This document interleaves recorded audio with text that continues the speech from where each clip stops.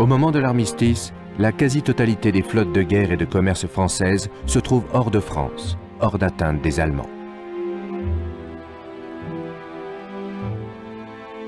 En Grande-Bretagne et dans les ports de l'Empire britannique se trouvent 162 navires de commerce, 50 bâtiments de guerre et plus de 200 navires auxiliaires, sans compter plusieurs dizaines de bateaux de pêche.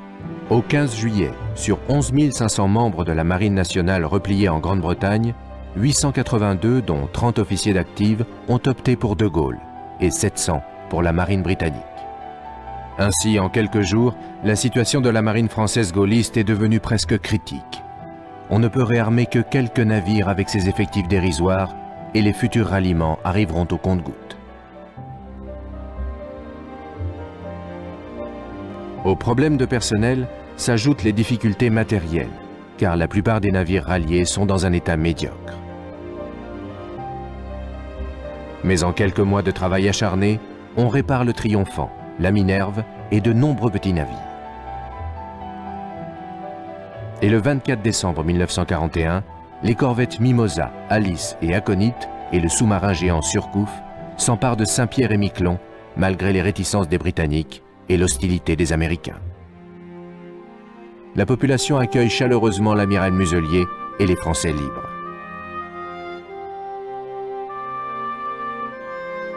En Manche, à partir de 1942, les chasseurs de mines et les vedettes lance-torpilles des FNFL multiplient les patrouilles, escortent des convois et lancent de nombreux raids dans le secteur des îles anglo-normandes.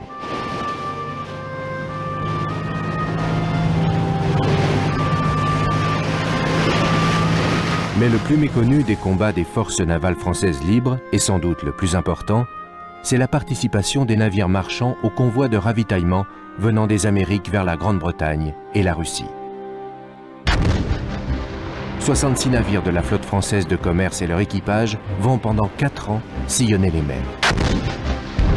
29 seront coulés par des sous-marins, des mines ou des bombardiers allemands.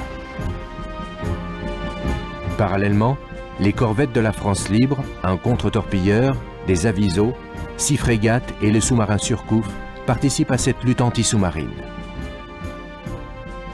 Les corvettes Alice et Mimosa, le Surcouf, seront perdus en mer. Pour la seule année 1942, 416 marins de guerre disparaissent en Atlantique. Mais les FNFL peuvent revendiquer la destruction de 4 U-boats.